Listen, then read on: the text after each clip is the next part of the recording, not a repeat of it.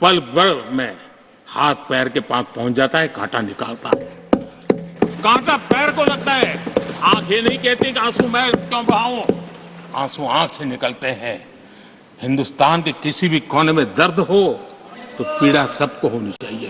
अगर देश का एक कोना, अगर शरीर का एक अंग अगर काम नहीं करता है तो पूरा शरीर अपंग माना जाता है।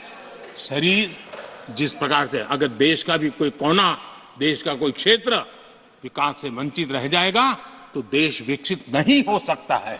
और इसलिए हमें भारत को एक अंगांगी भाव से देखना होना चाहिए, उसको टुकड़ों में नहीं देखना चाहिए। जिस प्रकार से इन दोनों भाषा बोली जा रही है, देश को तोड़ने के लिए, राजनीतिक स्वार्थ के लिए नए नैरेटिव गढ़े जा रहे हैं।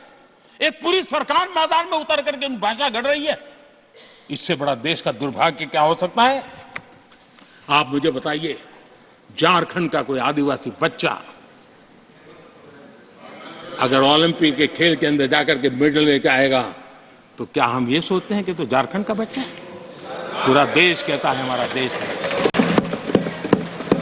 जब एक झारखंड का बच्चे में प्रतिभा देखते हैं और देश हजारों करोड़ रुपया, हजारों लाखों रुपया खर्च करके उसको अच्छे कोचिंग के लिए दुनिया के किसी देश में भेजता है, तो हम ये सोचेंगे कि खर्चा झारखंड के लिए हो रहा है, क्या देश के लिए नहीं हो रहा है? हम क्या करने लगे हैं, क्या भाषा बोलने लगे? इस देश का गौरव, हमारे यहां वैक्सीन, देश के करोड़ों लोगों को वैक्सीन का, हम ये कहेंगे वैक्सीन तो उस कोने में बनी थी इसलिए हक उनका है, देश को नहीं मिल सकती? कैसा सोच सकते हैं? क्या वैक्सीन उस शहर में बनी थी इसलिए देश के और भागों को इसका लाभ नहीं मिलेगा? ये सोचेंगे क्या? क्या सोच बन गई है? और एक राष्ट्रीय दल के अंदर से ऐसे विचार है, ये बहुत बहुत दुखद की बात है। मैं पूछना चाहता हूं आदरणीय सभापति जी, क्या अगर हिमालय कल कहना शुरू कर दें, हिमालय कल बोलना शुरू कर दें कि नदियां मेरे यहां से बहती हैं, मैं तुम्हें पानी नहीं देने दूंगा, पानी का अधिकार मेरा है, देश का क्या होगा? देश कहां जाकर के रुकेगा?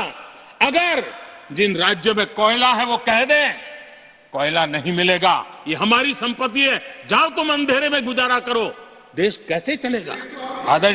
आदरणीय सभापति जी, ऑक्सीजन, कोविड के समय हमारे यहां ऑक्सीजन की संभावनाएं, पूर्वी कार्य में जो उद्योग है उसके साथ देश के पूरे देश को ऑक्सीजन की जरूरत थी। अगर उस समय पूरब के लोग कह करके बैठ जाते ऑक्सीजन को हम नहीं दे सकते, हमारे लोगों की जरूरत है, देश को कुछ नहीं मिलेगा, क्या होता देश का? उन्होंने संकट झेल करके भी देश को ऑक्सीजन पहुंचाया। देश के अंदर ये भाव तोड़ने का क्या प्रयास हो रहा है? क्या इस प्रकार से देश को हमारा टैक्स, हमारे मनी किस भाषा में बोला जा रहा है? ये देश के भविष्य के लिए नया खतरा पैदा करने वाली है।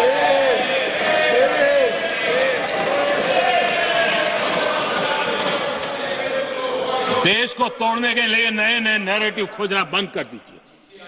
देश को आगे बढ़ना है, देश को एक साथ लेकर के चलने का प्रयास कीजिए। आदरणीय सभापति जी,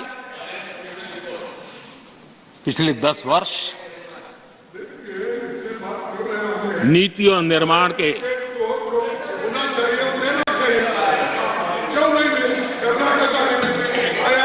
आदरणीय सभापति जी, आदरणीय सभापति जी, nothing will go on record. No.